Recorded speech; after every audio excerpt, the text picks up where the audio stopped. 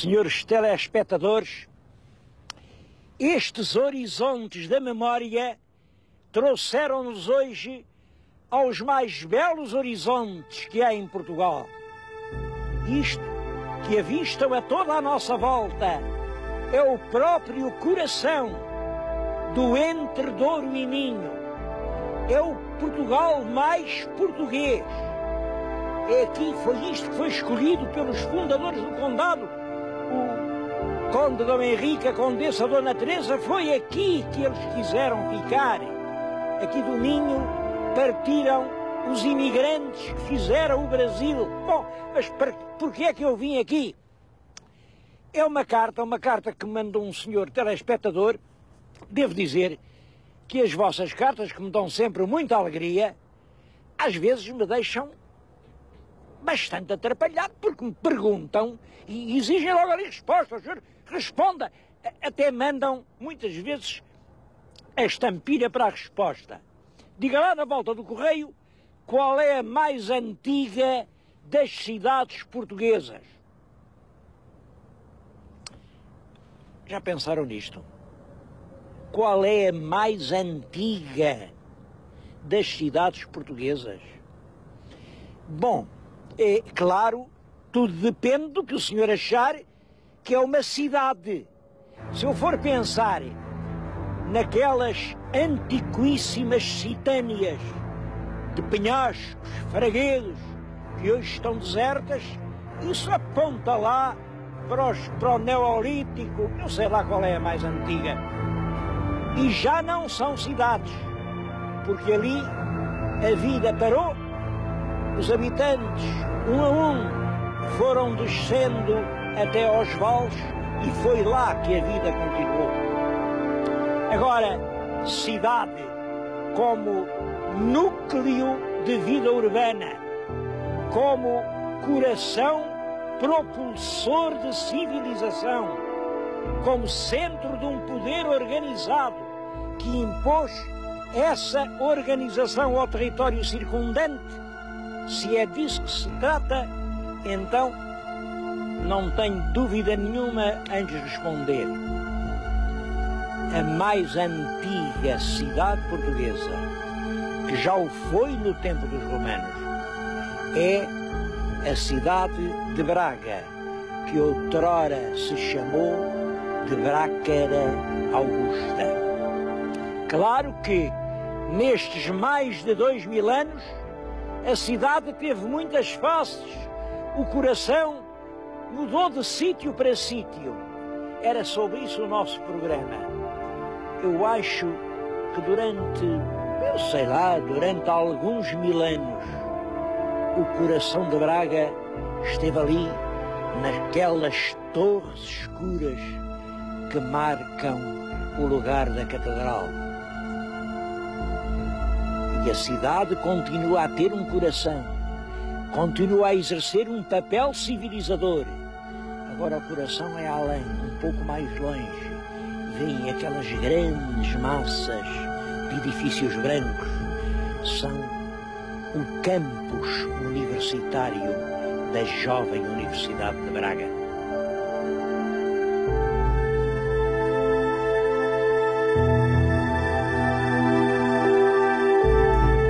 Nem eu nem ninguém lhes pode garantir que a Sé de Braga seja a mais antiga Sé que há em Portugal. Porque as Sés instituídas na época romana são mais ou menos todas da mesma época. Agora, o que eu lhes posso dizer é que o mais antigo mosteiro que em Portugal existiu foi aqui em Braga. Foi este cenóbio de Dume.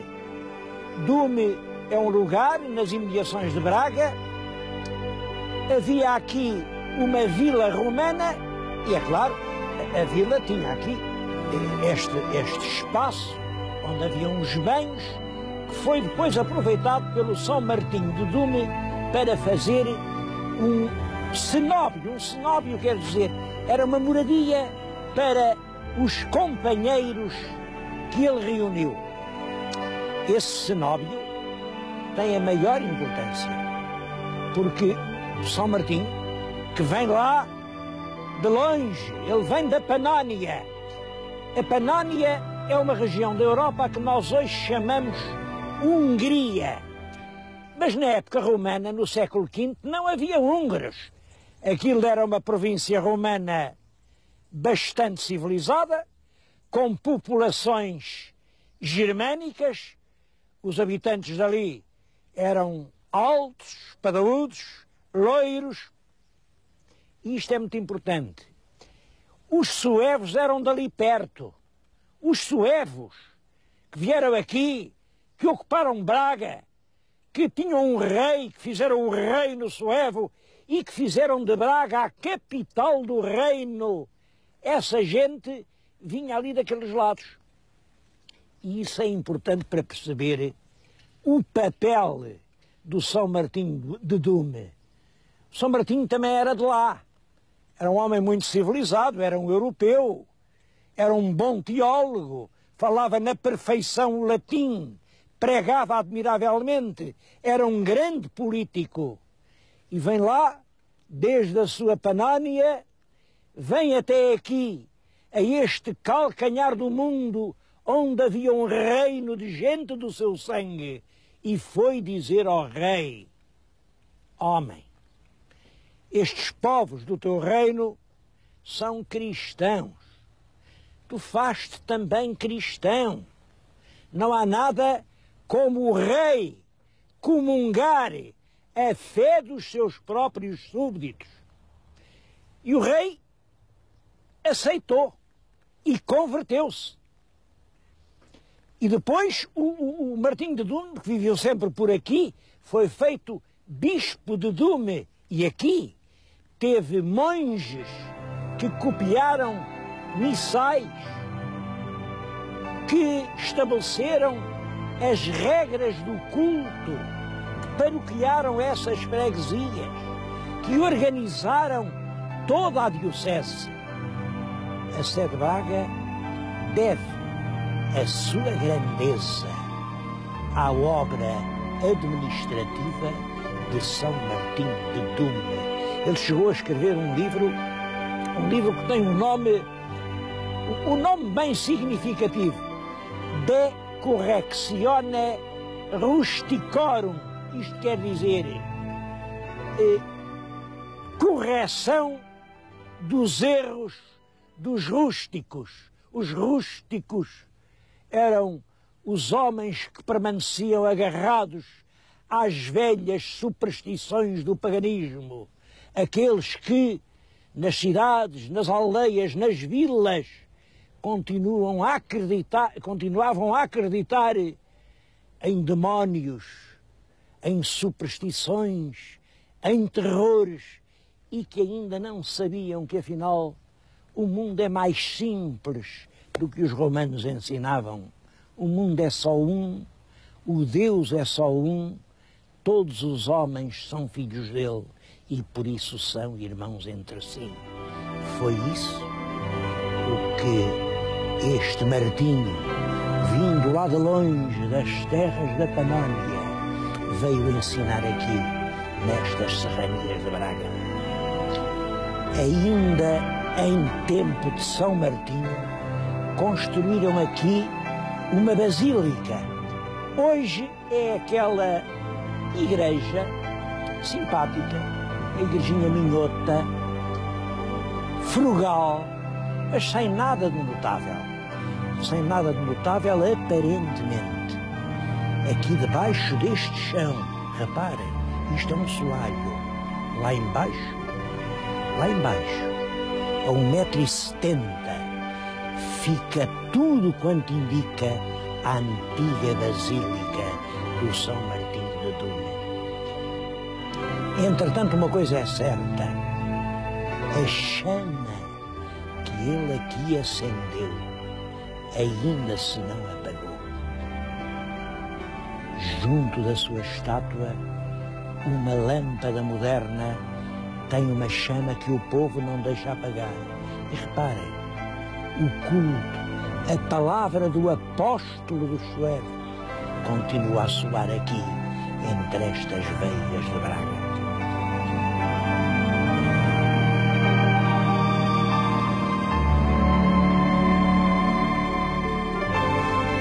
já há notícias de bispos em Braga no século IV. Ora bem, a gente, como sabem, está a acabar o século XX e ainda há arcebispos em Braga. Isto significa 16 séculos de história. Eu gostava de dizer que é uma história que nunca se interrompeu. Isso não é verdade, porque realmente quando vem no século VIII a invasão dos mouros, aqui em Braga as coisas foram terríveis. A igreja foi arrasada, os prelados tiveram que ir embora, eles estiveram algum tempo em Lugo e só depois, já no século XI, é que a sede de Braga é restaurada, com grande ajuda do conde Dom Henrique e da Dona Teresa. Estou-lhes a falar nisto porque hoje, aqui na Sé, existe um museu que tem lembranças de uma grande parte desse longo período da história. Isto é um cofre de marfim. Aqui em cima, a toda a volta, tem uma inscrição. Por essa inscrição, sabemos que este cofre foi oferecido a um filho do terrível Almansor. Almansor quer dizer o vitorioso, um príncipe muçulmano que levou a ferro e fogo tudo aqui. Ele foi até Compostela. Ele mandou dependurar os sinos que estavam nas torres do santuário de Compostela e levou-os, foram levados aos ombros de escravos cristãos até Granada. Bom, o mundo dá muita volta e vejam como, afinal, é o cofre do filho do Almansor que vem parar ao tesouro da sede de Braga, porque é no tesouro que eu lhes estou a falar. Há aqui muitas coisas notáveis. Este cálice que veem, isto é de prata e é também do século XI, portanto, do ano 1000 e tantos. Pertenceu ao arcebispo São Geraldo. Mas há aqui muitas coisas curiosas. Aquela imagem de Nossa Senhora com o menino é uma senhora da Nazaré que, segundo uma tradição muitíssimo antiga, esteve na Batalha de Aljubarrota. Dizem nem mais nem menos que isto, que o arcebispo de Braga, Dom Lourenço, tinha muita devoção naquela imagem e mandou por baixo pôr-lhe uma abertura, uma coisa de parafuso, e a parafusou-a no próprio elmo com que andava na batalha. A tradição bracarense é mesmo esta. É por causa da imagem que hoje ainda se diz: tem cuidado que este tipo é de Braga e chama-se Lourenço. É que realmente aquele arcebispo Dom Lourenço seria um excelente arcebispo, mas era um guerreiro terrível e andava com aquela imagem no elmo. Olhem, que linda salva de prata, aquele repuxado. Isto foi feito na Índia. É indo-português, é uma coisa do século XVI, da época dos descobrimentos, mas por descobrimentos está ali num outro armário uma pequena cruz, aparentemente um objeto quase sem beleza. Segundo uma tradição muito antiga aqui em Braga, foi esta cruz de ferro a primeira cruz a desembarcar no Brasil. Os missionários portugueses, eram frades franciscanos, que saíram da armada de Pedro Álvares Cabral, levavam a cruz alçada e foi depois ela a cruz que esteve na primeira missa. Por isso, foi esta cruz que foi ao Brasil assistir à missa da inauguração da cidade de Brasília. Foi daqui de Braga até lá porque os brasileiros quiseram-na lá. Há muitas histórias curiosas relacionadas com essa missa. Uma delas liga-se justamente com a cruz. Parece que os portugueses, além da cruz que ia na procissão, quiseram deixar lá o lugar marcado por uma enorme cruz de madeira e talharam nos bosques 2 árvores. Eram daquelas árvores brasileiras pesadíssimas. Os nossos marinheiros não imaginavam nada o peso de um tronco daqueles. Estenderam-o no chão, pregaram-lhe o outro em cruz, mas é claro que quando quiseram levantar, viram que não tinham forças para poderem erguer a cruz. E os indígenas, os nativos, que estavam escondidos na floresta a ver o que os nossos faziam, quando os viram com dificuldade em levantar a cruz, vieram meter-se entre eles e todos puseram ombro com ombro e puderam levantar a cruz que lá ficou. Eu acho que este gesto tem uma beleza enorme, não só na história dos contactos entre povos, até na história de agora, quando todos aceitam pôr ombro com ombro, não há dificuldade que se não possa remover.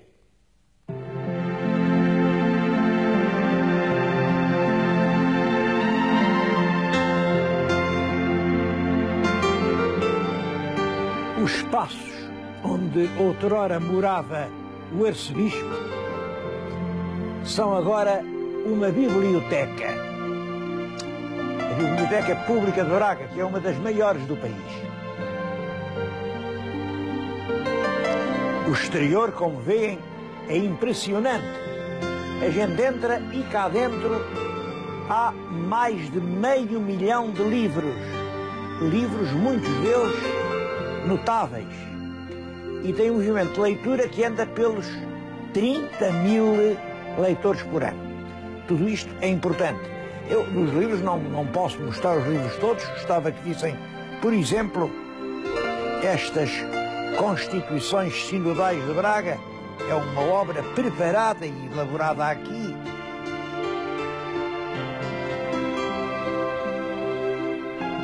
Ou esta no fundo, é uma história de Braga. É o famoso, as Memórias Eclesiásticas de Braga, do famoso Dom Jerónimo, contador de Argote. Mas são inúmeros os tesouros que se guardam aqui dentro.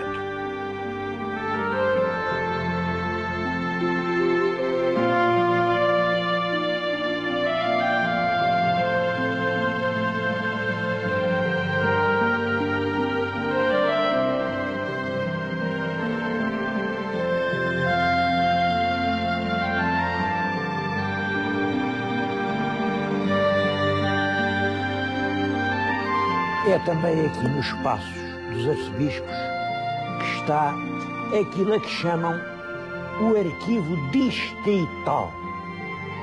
Antes de mais, eu acho que isto é um erro a eliminar quanto antes, este disparate de chamar distrital. É um arquivo que é quase mais do que nacional. Mas tudo quando se refere ao país, e aqui a Arquidiocese de Braga está aqui documentado. Chamaram-lhe distrital, dentro daquela ideia do distrito e tal. Isso era melhor corrigir isso quanto antes. Isto é um verdadeiro arquivo nacional.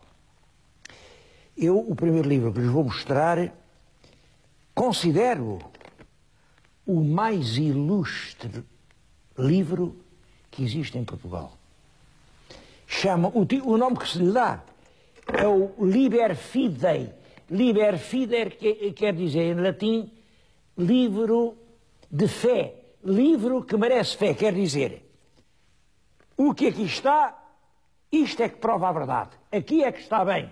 Devo-lhe dizer que se transcrevem aqui documentos desde o ano de 572, desde o século VI.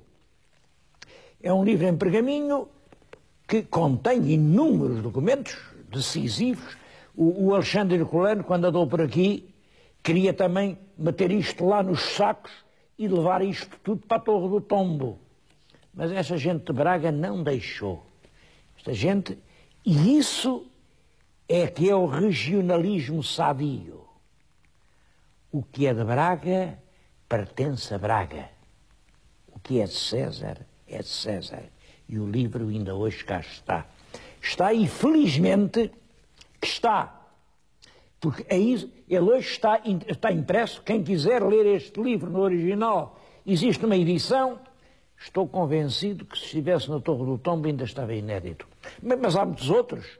Sabem que antigamente havia... Antigamente, eu ia dizer que antigamente era costume roubar livros. Então e agora, não é? Só que antigamente não se podiam roubar, porque eles estavam com esta cadeia amarrados à parede, a pessoa tirava o livro, abria o livro, lia o livro, mas é claro, não o podia meter no bolso. Agora não há nem cadeias para não deixar roubar os livros, nem sequer cadeias para quem rouba os livros de onde eles estavam. Isto de levar livros não fica mal a ninguém. Não posso falar de tudo, mas não queria deixar de chamar a atenção para um documento que está aqui nesta vitrine, ao qual se dá o nome de Certidão do Nascimento. Um jovem que então nasceu e ao qual puseram o nome de Portugal. É um pacto conspiratório entre o príncipe Dom Afonso Henriques, e o Sr. Bispo Dom Pelágio, ao pai Mendes. E o Dom Afonso Henriques dizia: olha, se tu me ajudares, eu dou-te isto, e dou-te aquilo, e dou-te aquilo outro. Bom, era uma conspiração nas vésperas da Batalha de São Mamede. O arcebispo ajudou o príncipe e o príncipe pagou ao arcebispo. E foi daquela conjuração que nasceu Portugal.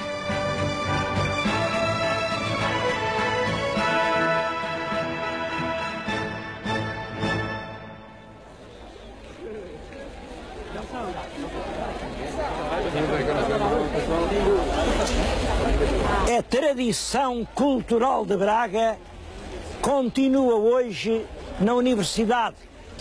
Esta universidade é uma das mais jovens do país e consegue ao mesmo tempo ser já uma das mais prestigiosas. Aqui há 1000 professores, 12.000 alunos e em pouco tempo a universidade mudou a cidade. Todos os que me ouvem sabem que Braga foi sempre uma cidade ilustre, mas agora, com esta universidade, até é uma cidade alegre.